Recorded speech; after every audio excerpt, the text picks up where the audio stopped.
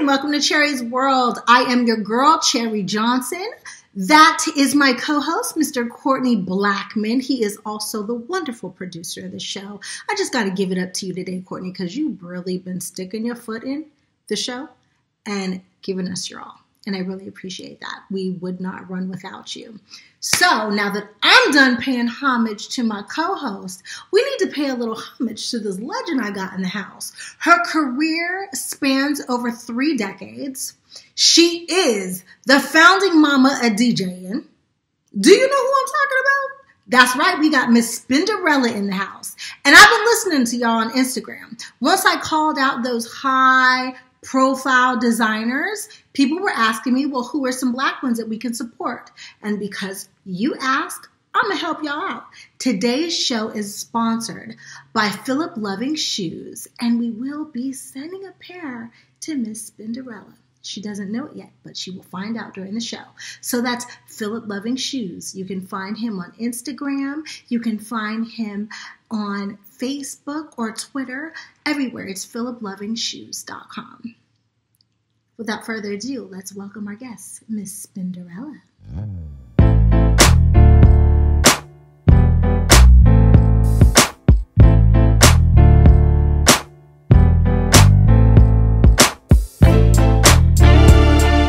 I hate to be like all familiar and casual, but I feel like I grew up with you. I think I know you in my head.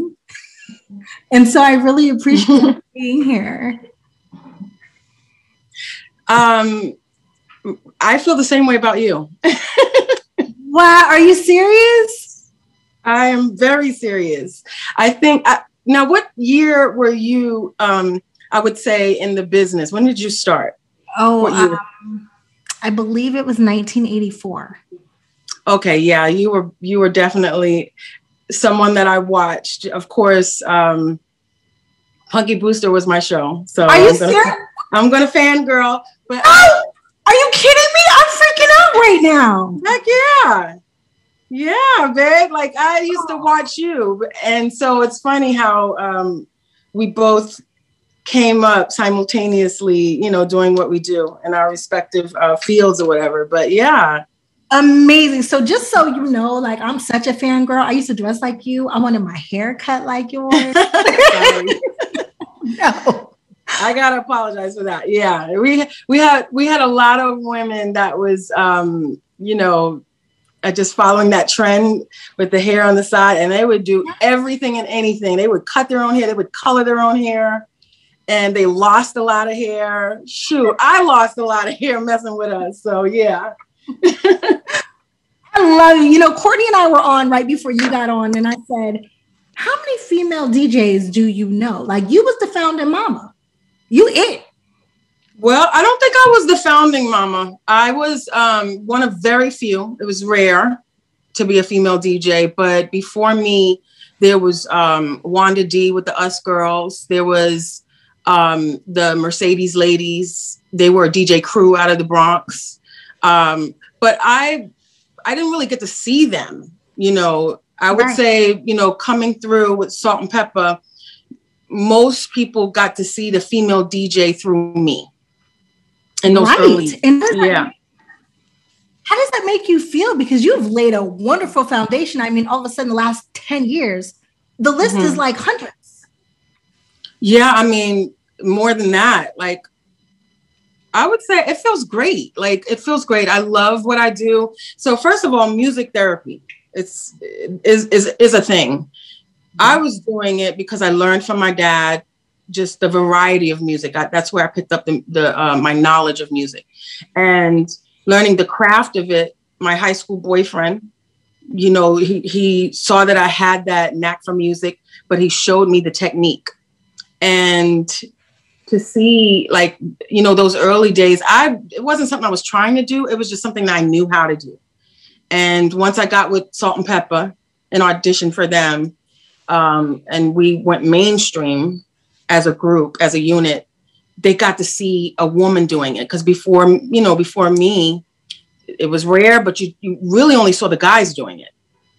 And my blueprint was Jam Master Jay, Grandmaster Flash, Grandmaster D from Houdini. I only saw the guys doing it. So yeah, it was rare. And I love to see the women globally using this as a tool to, uplift music therapy.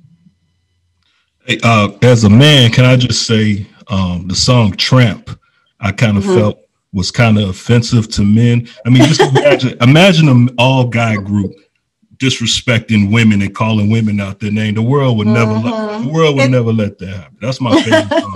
NWA? I never heard of them. Hello.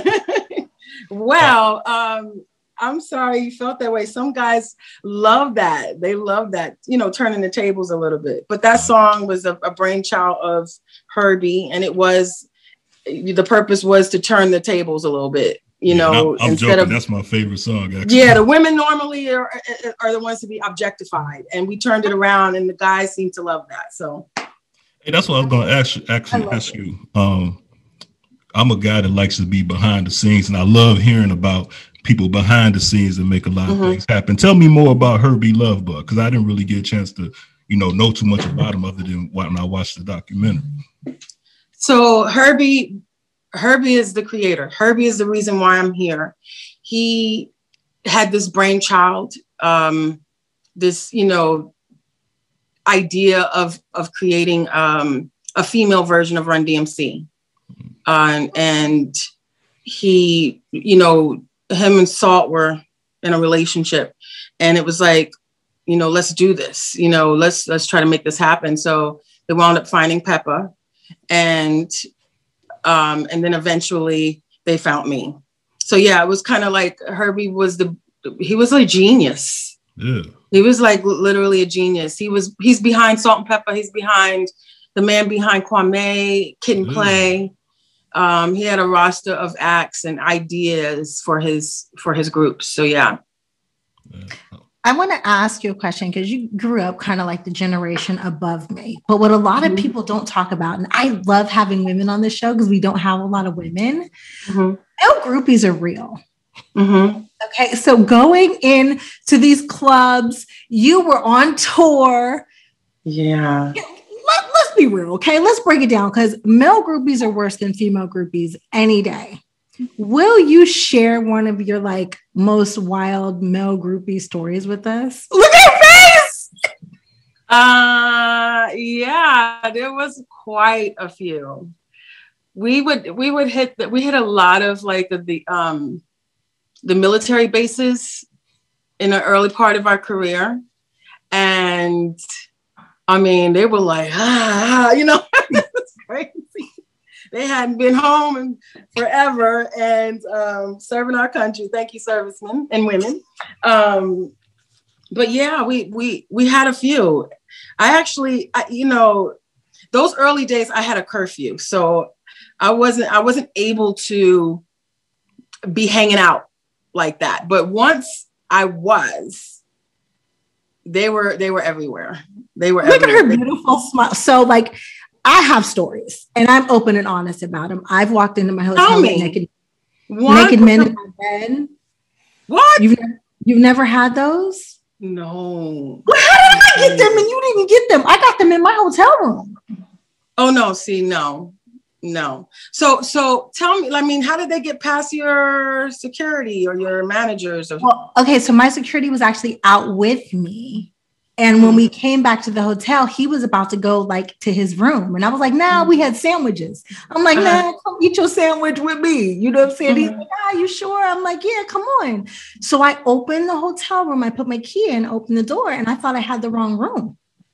Wow. He went by me, flew by me. He was like, yo, let me tell you something. I love you. Because it was just bowls and everything. Oh. Dude, it's been. He was naked? Me and Cherie been together since. No, was that you? He's like, your wife to beat me up.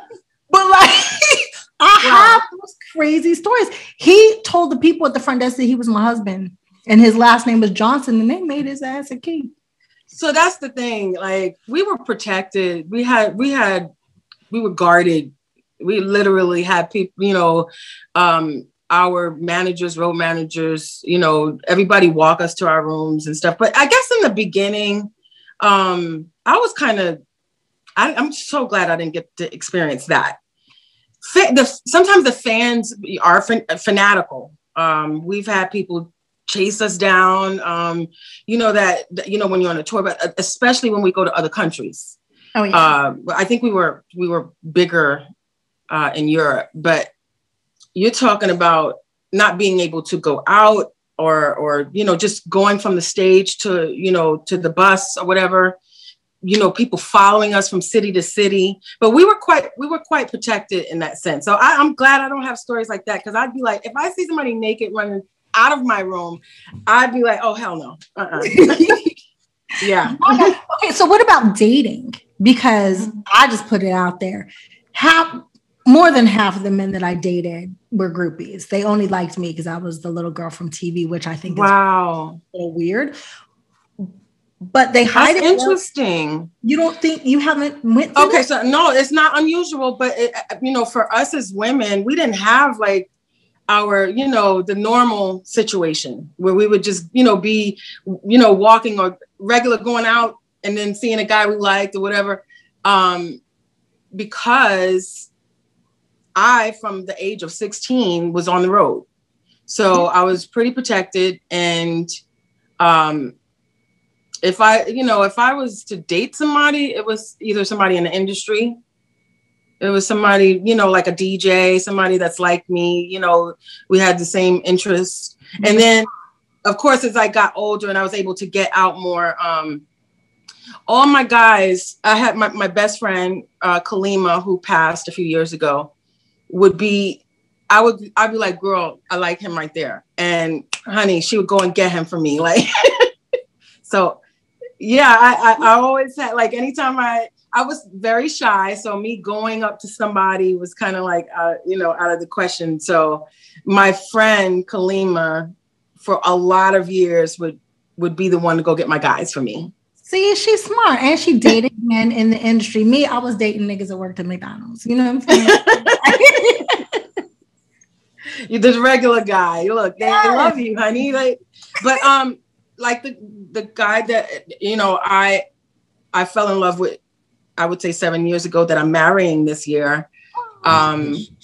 He's a comedian, and I would say he was a regular kind of guy. You know, he was an aspiring artist, and we just hit it off. Like, I saw him at a show. I was DJing and he was a comedian for the show. And it was just like, he was making me laugh. And you know, one day he asked me if I would DJ one of his events, because he's also a promoter. But, you know, I find it a problem to date industry guys now. Like, back then it was okay, but I don't have the patience. And I'm thankful that I have somebody that I love. I don't have to deal with that anymore. At least, you know, these past 7 years have been wonderful. So I'm glad I'm not in that pool anymore. I just have to ask, like, the patience. Do you mean for the egos or the schedule? Yes, egos. Because I want people who are watching to understand what you mean. Yes, more like egos. And it's not everybody, but I'm sure that doesn't pertain to everybody. But for the most part, you know, they got money, they got women, I ain't got time for all of that. You know, I'd rather be alone. I don't like the games. Yes. Well, congratulations, getting married. Love is always beautiful. Congratulations. Thank you. Courtney is married. Courtney's been married for a very long time. Very long time. Okay, Courtney, you're off the market. Yeah. That's basically. Well, I am too. So that's, you know, that we can get past that. What about you, Cherie? What about you? Huh? What about you? I'm gonna play just dumb. I'm just gonna keep going. Huh? No, I'm off. You're off the market. Okay. Yeah. Okay. You're beautiful, so I could see that. But it's crazy when you talk about women in the industry, you know, like us. Yes. People are really shocked when they find out that we, you know, are single. You know, I've been single for some time here or there, and People are shocked, and celebrity women not having, a significant other, they're shocked. And that was a question that I thought about as well. Like, why is that? Why are women that are powerful, making money, making moves, very well known, beautiful, why are they single? That's a good question for the men. I think because we don't got no patience for the BS. I think that's definitely true. Yes. And that's definitely true. There's a level of things that we don't have to put up with. Yeah, standard wise. Mm-hmm. But I also found that, I mean, come on, you have women like, I'm trying to think when I was thinking about this, who was single, but a lot of celebrity women, not everyone is in a relationship. And it just makes me wonder, are they picky? Or is it guys are just intimidated to step to them? Probably both. If it was a woman like me, if you would have talked to me about 7 or 8 years ago, I had a stint where I wasn't picky, right? And I was just talking to, and they was all groupies. And then I realized, you know what? I'm dating groupies anyway. I might as well date who I like. My type. Right. And my standards did raise. Right. And I did get very picky. But I think that probably saved me from a lot of drugs because I was so picky. So, but people are like, you're just supposed to be in the most wonderful relationship because you got life going. But anyway. Yeah. I'm sorry. Go ahead.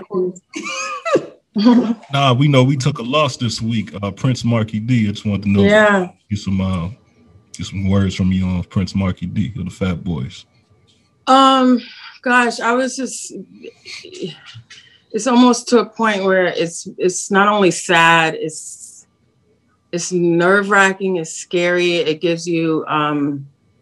It makes you take a look at your life. Like for me, just like all of my peers. I'm looking at our generation and just everything that's going on in the world. It's just like it's overwhelming almost. Last week, Mary Wilson. The week before that, Cicely Tyson. Like, we're losing our icons. Prince Marky D was a talented artist, hip hop artist, but also a great producer. And I remember our first tour was on the Wipeout tour, which was the Fat Boys tour. Our first major tour when I first started with them. And it's interesting how I'm glad I got to talk to him not too long ago. He interviewed me for his radio show. And I got to tell him, I was upset with him because he laughed at me on my first show with Salt and Pepper. Him and Buff and Cool Rock was on the side laughing because our first show together was a fiasco. And the Fat Boys was on the side like, ha, ha, ha, ha, ha. And that's something that lived with me forever. Like, and I was like, dude, I almost gave up because you guys are laughing at me so bad, like laughing at us because of, I was new. I was very fearful. It was my first time being in front of thousands of people on stage, and something happened where I didn't drop the song on time, and it was just like chaos. And the Fat Boys were standing on the side. They were the headliners, and they were just like, ah. So, I got to talk to him about it, and he was so sweet. He was like, he apologized. He's just like, that was just funny. It wasn't funny at the moment, but it made me a better DJ. It made me a better person because of that moment. And then, so he was a good dude. And we definitely lost a legend. But yeah. What a precious moment in time you have. Always have a great memory. Question about DJing. A lot of people don't know that DJs make a lot of money. I found out they can. Yes, I got a homie that goes to the Caribbean and he'll DJ for a weekend and come back with $30,000. So with that being said, where's your favorite place to go DJ? Oh my God. I love Australia. So I go to Australia. I mean, ever since this pandemic, it's kind of shut me down. But not last year, the year before, we literally gave up a whole year. The year before, I was in Australia and I was trying to set up the next tour, which would have happened last year, and it didn't happen. But I'm excited because everybody's ready when these doors open, and I'll be back out there. But yeah, like anywhere that has an island, anywhere tropical, that would have me. I love. Yeah, DJs have the knack, thankfully, to surpass a lot of these turnovers in the industry. Our career, our longevity is it just goes beyond a group. It can go beyond your normal career because people love music. And so as long as you have an audience that loves music and you know what you're doing, and you know how to rock a party, come on, think about it. D Nice. Mm-hmm. He wears his cape. He's definitely a DJ superhero because of what his contribution to what was going on last year. I mean, he literally, like a lot of other DJs, went live and soothed people. Yeah. Soothed people through those pains. And, it's a blessing to be, for me to still be able to do it. About Let's Talk About Sex. Because I think that came out like right around the time Magic announced he had AIDS. So that was like a very big deal back then. I remember I was like 12 when it came out. And I was like, yeah. Oh, wow. We talking about this, you know what I mean? And it was, So talk to me about that. Yeah, that's a song that Herby, well, actually we all, when we got that news that morning,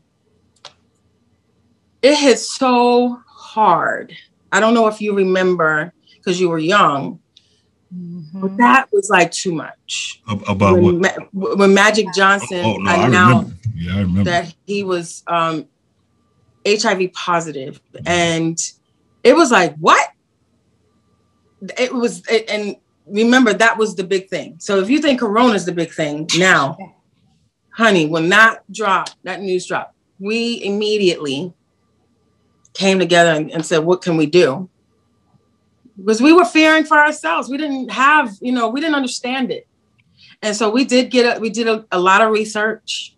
We talked to people behind the scenes that were well informed as to what HIV was and how you can acquire it. And we decided to put a song out about it because of that. We knew we had a big following, and it was important to discuss. So Herby called me. He called Salt in the studio. It was me and Salt first that recorded that song, and then Pep came on, and it was like a wildfire. It was informative. We did PSAs around it. Yeah. It was in schools. Oh, you had me. Yeah. I was in high school talking about Let's Talk About Sex. Baby. Yes. That was and even past that, I mean, it's a classic. So you can use that song this day and age to have, to start to sit down with your kids. You know what I'm saying?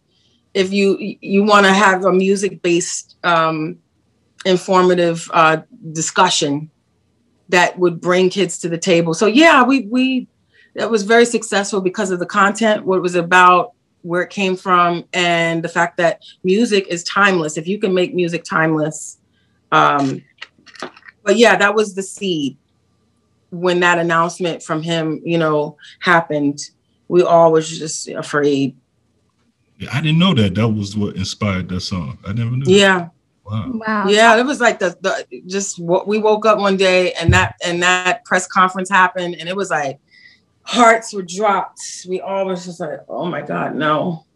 Because we were scared. Yeah, I remember. Yeah. We was scared. Fearful and scared. How have you handled this past year? Like, how have you kept your mental health intact? A lot of reflecting. a lot of praying. I felt like I was going through so many things. Like I was having this issue with my group, my former group. And I had came through those things, and I felt like a warrior. I felt like I can take anything because, but I do remember when that announcement had came that this new thing was coming out, this new disease, whatever. And it was passing through regular contact with a person. Yeah. And I was just like, wow, this is going to really change things. And then they were like, we're going to have to start quarantining nationwide. Honey, I was praying. I was just like, our world is about to change. And it was hard because me and my fiance was getting along really good. And when that quarantine hit, oh yeah, because we almost didn't make it. we had to do our own like let's think about this now. But yeah, a lot of praying, mentally preparing, because you just don't know what's to come. Or how long it's going to last. How did you mentally prepare with each other? Because we had some hard conversations in my house. I ain't going to lie. It was like, I'm used to going to work. I'm used to somebody getting out sometimes. Yeah. Yeah. And then we were quarantined away from each other. Oh, really? Yeah.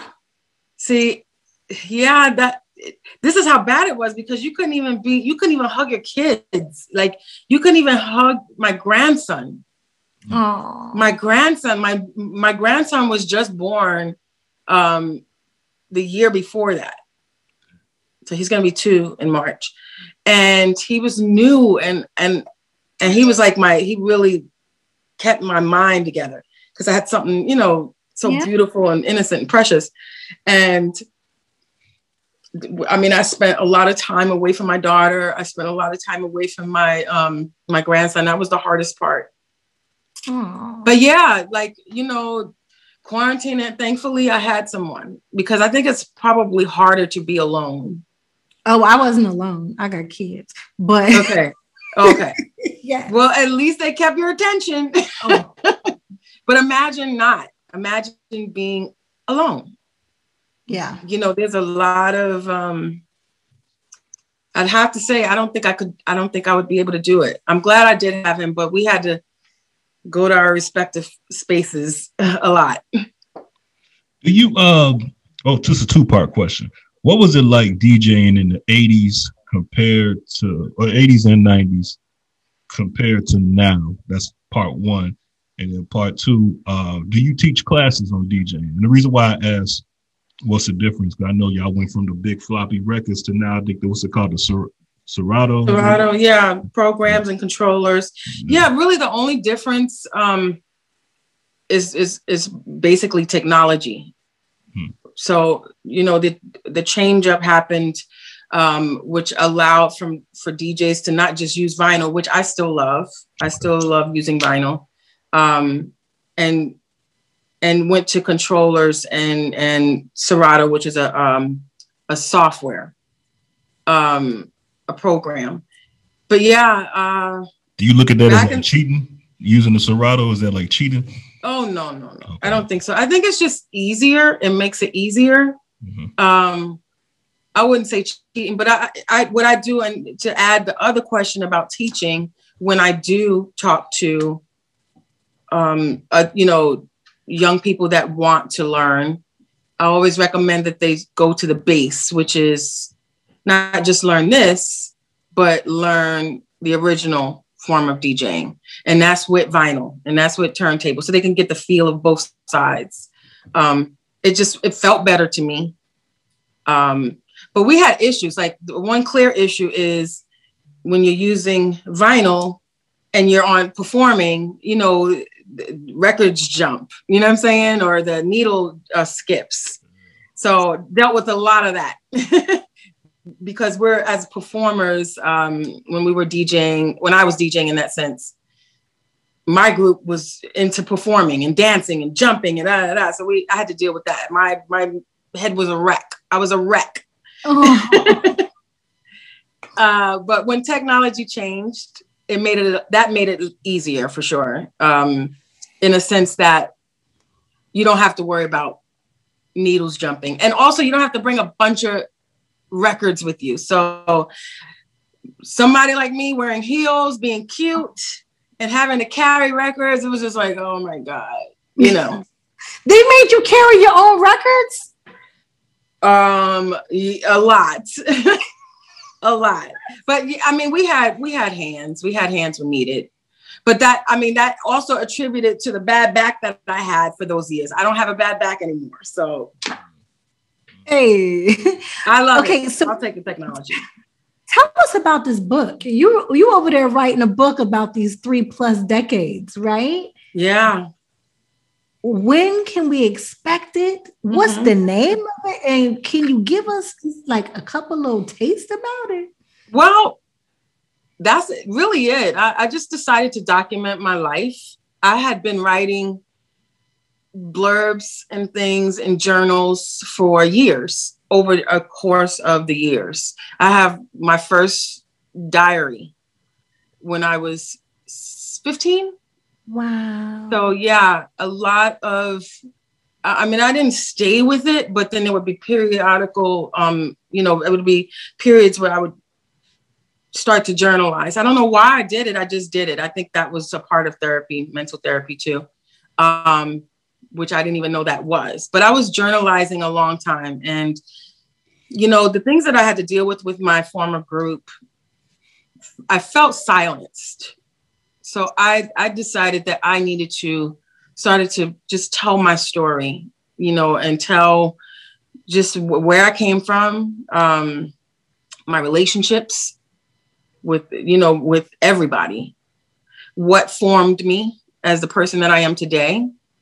And also I have a lot of people, young women, not just DJs, but women, period, that are inspired, are motivated, and also that just need to hear some stories about what it was like. Yeah. Being on the road, scenarios that I have never shared with anybody. I'm going to open up. I'm going to be that open book. The book is called Queen on Deck. And because I am a queen, and although my life was on deck, you can look at it two ways.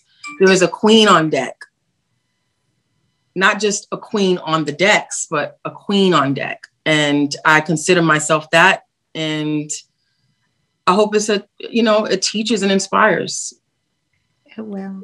It will. I know I'm gonna be there. Yeah. I want my book signed too. Yes, of course. You got it, babe. Oh. You got it. Hopefully that will happen soon. I'm still writing it. There's a lot going on. I'm also including some of, of the stuff that I had to deal with my group. But there is, stuff about the culture of, where I'm from, hip hop, growing up in the streets of Brooklyn, the projects, my family life. I was one of 6 kids. It was like good times in my house. But just surpassing all that, coming through and being able to be here and still love, the music, love, yeah, what it's like. Yeah, absolutely. You grew up in it. I'm sure there were times you was like, I can't do this. I don't know if you dealt with that, but I did. Yeah, I ran away after I had a baby. I left LA and was like, I'm out of here. I need a break. Yeah. And that's how Cherie's World podcast was formed in the middle of my break. Courtney had a great idea, and I was for it because it was my way. I love it. I'm so glad you're here, babe. You know what? You have a story too, because we come from those days and we saw a lot. You'd be surprised. I never realized that people were interested, but I never realized that people would be interested. But yeah, it makes me think when I see, these biopics and things like that. Everyone has a story. Yes. And some are really crazy. But to be able to stand right now, to be where you are right now, there's scenarios that help to build and inform who you are today that people would want to know about. So yeah, I just decided to move on that. And I felt voiceless. I felt like I didn't have a voice. And I needed to. It was a part of my healing. And you said therapy. So let's talk about it. Black people in mental health. Have you ever sought some kind of therapy or counseling or anything like that? Yeah, I have. It wasn't consistent. There was the time that I sought counseling and I was just sitting with this lady and I was just like, this is nothing. This is not doing I was telling her everything and it wasn't moving me. Maybe I wasn't ready. So just so you know, it's not always going to be perfect. Counseling does not always work, like depending on who you're with. But once you find that person that really pulls some things out of you, I think there's certain counselors for certain situations. I definitely think that it's always good to do some tuning up, whether you're in a relationship or even just individual. I had some blockages that I was just harboring, and I realized I was harboring them. And I did this show called Love Goals about a year ago, or before the pandemic hit. And I was talking to this lady, Spirit, on the show, and she helped me she identify that voice and bring that voice up. Cause I just, you know how some people just don't talk. They just rather keep it in. I'm all right. They say, are you okay? And you're like, I'm all right, but you're really not. Because it's easier to say I'm okay than explain. And then also the people that are asking, do they really care? They just want something to gossip about.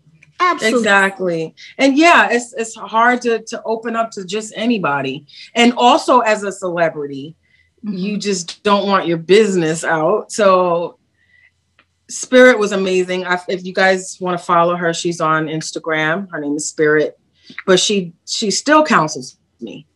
So she's amazing. But yeah, I recommend it. Especially with all that we're doing it. Huh? Yeah, thank you for being open and honest about that, because for some reason, mental health is something that our people as a whole just don't seek, don't talk about. And they kind of shun the whole idea. I think the more we talk about it, the more people will start to normalize it and get help if they need it. Yeah, we need it. Bottom line, I'm sure. But yeah, I appreciate you. I appreciate just, your career. And we did come up around the same time, but I was a fan of yours before you even knew who I was. Oh, but I'm a huge fan of you. I'm telling you, I wanted to be like you. See, I got my hoop earrings on and everything. See me like that? Oh, okay. Great minds. Definitely a part of that. My bamboo earrings, like I said, I was in the bathroom because mommy wouldn't let me cut my hair. You see it? Right. Oh, you did it, huh? Yeah. Hey, I didn't even know you was from Brooklyn. Is it true that y'all was like real close to doing a song with Big and then he died like the next night? Yeah, there was supposed to be a connection happening. We had shot a video. What was the song?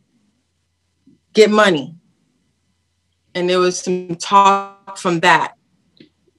The Get Money video, we were in the video, and there was some talk from there that, we need to do something. So, and then I remember when they said, the call came in for that, we were doing a show somewhere, and it was just unbelievable. A lot of this stuff is crazy. It just makes you think that life is so short. Mm-hmm. You just never know. I hate hearing bad news, and I know it's going to come, but I mean, I would just recommend living it up. I'm sorry. Living it up. I got to expand on that. I really forgot that y'all was in the video Get Money. So that was with Lil' Kim too, right? Little Kim too, yep. So let me ask you this. Now, being that y'all started in the 80s and in the early 90s, y'all was like really risque for y'all lyrics and what y'all was talking about. But then enters Lil' Kim, who basically y'all said it in a nice way. She took it there. She took it there. How'd you feel about that? I loved Little Kim. I'm sorry. Everyone, all artists come in, they come in doing them. It wouldn't be the world we live in. There's a variety. There's always somebody to choose from. If this is what you want, you go here. If this is what you like, you go here. I just felt like there was more women back then than there are today doing it. And people appreciate that variety. But yeah, I was a fan of Lil' Kim. I was a fan of Foxy. I'm a fan of Megan. I love Megan. I love Cardi. I love Rhapsody. Everyone that has that voice, they have a voice, and they speak based on their situation. But I know there's always, for us, it came a time that we wasn't just about partying and shaking our thing and pushing it. That it was important that we started to talk to our fans. Yeah. And import those messages. So yeah, Let's Talk About Sex was one of those songs that was message oriented. Independent Woman was another one. Expression was another one. That was my song too. What a Man was bigging up the men. None of Your Business was really like, that's my wife's favorite song. That's my wife's favorite. Just all she's been talking about when I told her I was going to be interviewing you. She's been just rapping that to me like the whole time. Yeah. Like that. Yeah. She liked that. If I want to take a guy home with me tonight, none of your business. I mean, women just love the fact that we were, inspiring and strong. And, some women bring the sex. Some women bring the message. Some women bring the, a harder, so everyone has the playing field for us. Yeah. You get to choose. You get to filter. You said life is short, right? Mm-hmm. What's next for Spin? Spin is solo. Spin is about to get married. Yes. Yeah. 2021 is here. When they open up the world, because they're gonna open it up soon. Yes. What can what can we look forward to seeing from you besides from the book? Like, are you gonna throw a party? You gonna DJ the party in this the book? Like, I've been thinking about producing again and just connecting with some of my friends, in the industry and seeing if that can come up. But I don't want to put anything on it. I just want to do it. As a DJ, it's a knack for me already. But laying down music is something that I might want to think about doing. I'm also an executive producer of a short film called Philadelphia Glow. It's on Amazon Prime. If you like The Twilight Zone, this is a film that you might want to see. It's on Amazon Prime. My good friend, Mr. Frisbee wrote it, and I jumped in because of the subject matter. Love it. Yeah, but I'm going to get my feet wet more there. I'm also a co-producer of comedy shows here in Dallas. My fiance is a comedian, so we produce comedy shows. And I have the Spinderella Comedy Jam coming because we have to laugh through all this craziness. Who doesn't want to laugh? And I know some great comedians. I know a lot of great comedians. So I'm looking forward to just coming out of this and just moving and keeping it going because life is short. Amen. Is Dallas home for you? Dallas is home. Dallas has been home for the past 8 years. How has it been for you guys this week? Oh my God, it's crazy out here. It's been crazy. Our state just was not prepared. Like most states, that deal with snowstorms and this type of weather, our state wasn't prepared. And I mean, the citizens really just had no one to depend on. Like, it was like, figure it out. It was this should have been declared a state of emergency. It got that bad. My friends, thankfully, I didn't lose power. But we have water issues. Like you have to actually go. We had to go and boil water and fill up, water jugs or whatever. Go to the supermarkets here. There's no water. So the help is coming, with that stuff. But I've had friends that had to sleep in their cars in sub-degree, like single digit degrees with their children. Went down with their children. Yeah. Yeah. It got really bad. How will you start preparing just in case it ever happens again? Now, and that is definitely a springboard for me to tell you and all the fans out there that's watching. You just never know. Like, we're not a state that has to deal with that on a normal basis. Our weather, like, we've had ice storms before, where, the ground is covered in ice. That would only last a day or two. But gosh, the pipes are busting here. So we've got all kinds of emergencies spread out and not enough plumbers and not enough materials to fix. There's no salt. There's no bulldozers. There's no salt. There's no and food. Food trucks that normally can come in were hindered because of the roads. We just have a lot to do to upgrade. But I think personally, it just taught me to get my kits ready. My emergency kits, have one in the car, have one in the home. Get all those things for just in case. Just have those things, those necessities. Yeah, it's been a while. Yeah. But I'm grateful. We're gonna be all right. Yeah, absolutely. Texas is strong. But freaking this guy, Ted Cruz, gets on a freaking plane and decides to go on vacation. Like, dude, just resign. You rep us and you get on a plane and leave the people behind. Like, y'all figure it out. Yeah. Oh my God, dude. Like the mayor from Colorado City. That was like, you gonna take care of your own families? Excuse me? If this is not the opportunity for us as a people, as a community, I don't care what color, what what your class is, your financial status is, if you're a celebrity or not, as a people, to put into place the right people to represent. This is important. Why are these people here? Why are these people representing me? You would get on a plane knowing that a 3-month-old is in a freaking car with her mom? Like, no. You would get on a plane to take your kids to paradise when, children are cold in the dark? You would get on a plane?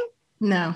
And you rep us? This is ridiculous. So we have a lot to do on the political side of things. We're representatives of our own communities. And we need more people that are stand up and that's just willing to fight against that kind of mentality.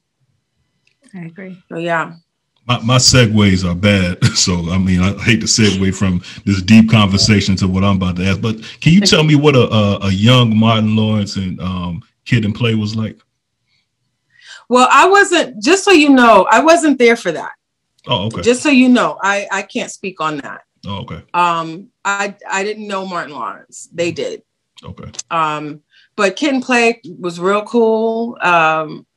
They were fun and funny, and we got to spend a lot of time on the road with them everywhere we went, because that was a part of the Idol Makers family, Herby's groups. And once we got through the door as in Salt and Peppa, it was like we want to definitely bring our brothers in. And so all the shows that we did, we would put them on to introduce the world, and then they just took on a life of their own. But of course, they were so much fun, and I'm still in touch with them today. They're doing very well, but everybody's just ready to get from under what we're dealing with to get back out, and get to work.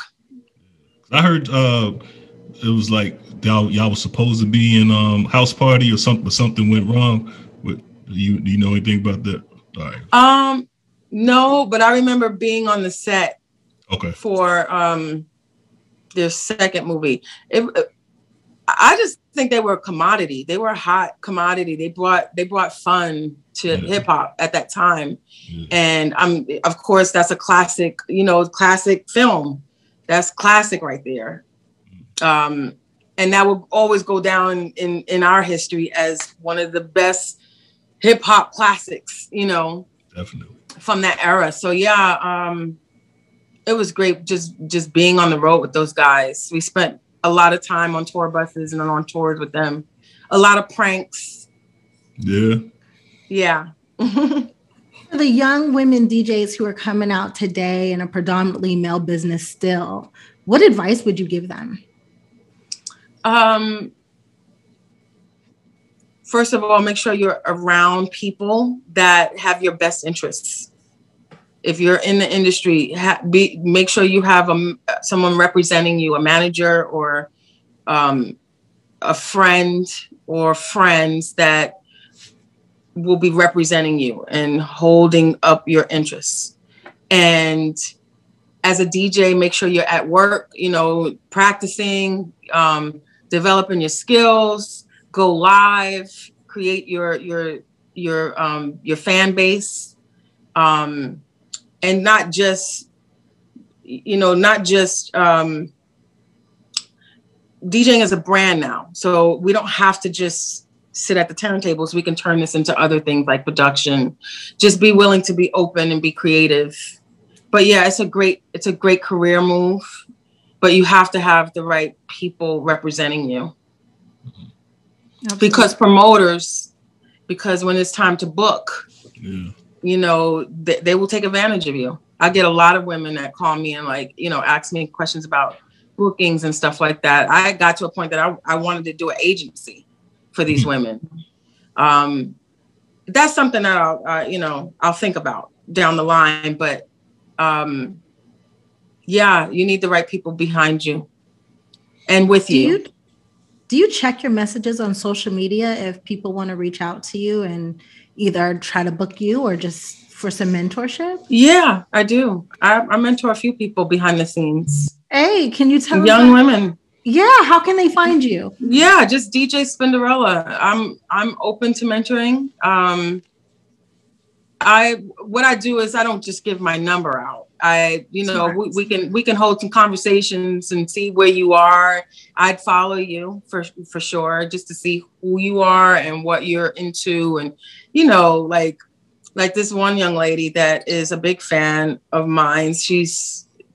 I followed her and I saw the things that she was dealing with in her life. And, she said she wanted to be a DJ, but she had some issues with, bullying and stuff like that. And I'm very familiar with that stuff. So sometimes these kids just need some inspiration and some encouraging. Because imagine being your age and not having a family member being helpful or having somebody to talk to you could trust. A lot of young women, need that. And that could be the difference between them going right or left. So I found myself mentoring. Anytime these young DJs will call me or hit me, I'll give them a good word. And I always follow them and let them know I'm here if they need me. And that's it. That's beautiful. Look, y'all, don't take advantage of that now. Okay. I don't know if you're taking advantage. How about that?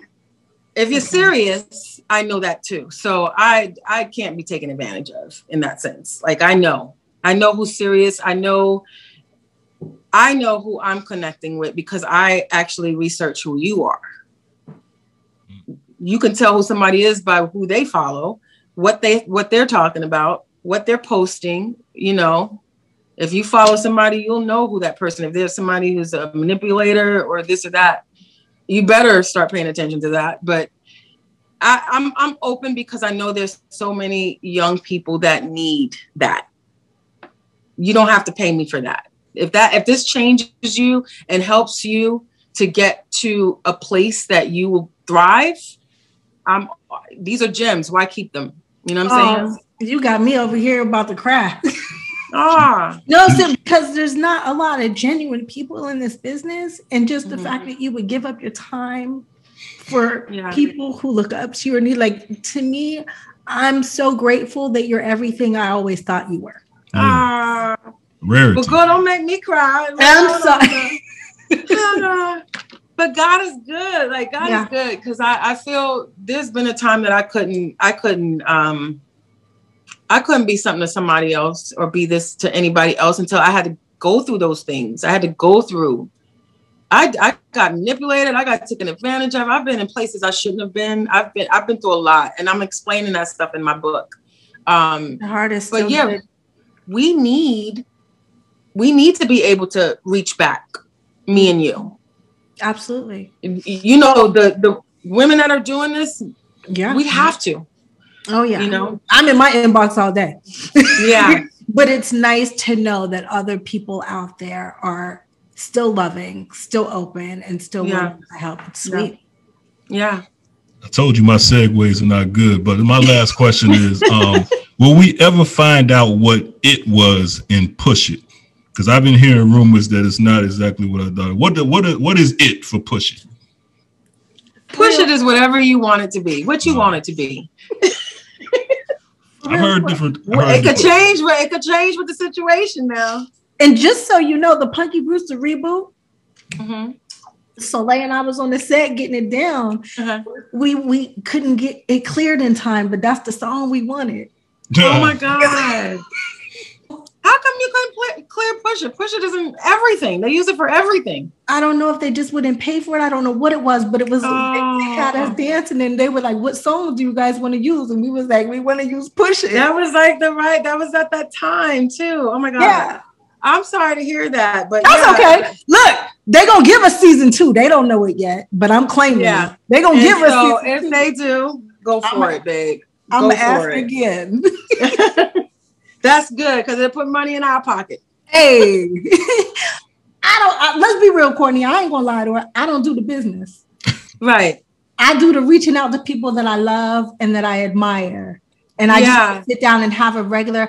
I don't want you to sit down with me and answer all the same questions that you answer with everybody else. I want to have a conversation. Well, this is the best part. Let me tell you why. Because you as an artist, you know, it's the same questions. But when you can have a casual conversation, and I think conversations are better. You can get info out and get the world to know what's going on with that person you're interviewing or whatever. But I, as an artist, love to just have a conversation. I knew this would be that. I knew me and you would talk like this because, you know, just from where we're from and just how we were simultaneously coming through. And I just knew that would be the case. But interviews are interviews, but it's best to have a casual conversation. And it's good to have artists that, you know, feel that same way anyway. So, yeah. But yeah, thank you. Thanks for having me. Thank you. I'm excited. I can't wait to see the reboot. How will I see that? Is that going to be on? It's on Peacock. Network? It's on the Peacock app. You have to download it. It's free. You can do it on your computer, your phone, or your TV.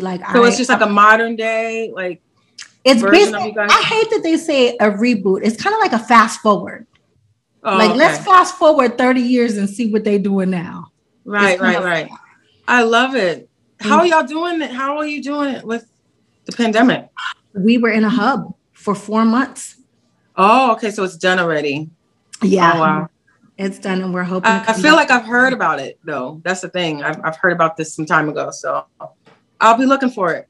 Thank you, and please come back anytime you have anything to promote or anything. We can probably do this again when the book drops. When it's time, when the book drops, I would love to do this again with you, because then we'll have some stories to talk about. All right. Please. Oh. Okay. Okay. Thank you. All right. Thank you, guys. Mwah. Stay safe. Be safe. Yeah, you too. Hey, please like and subscribe to my YouTube channel. It is the official Cherie Johnson. That way you never miss one of our Cherie's World podcasts.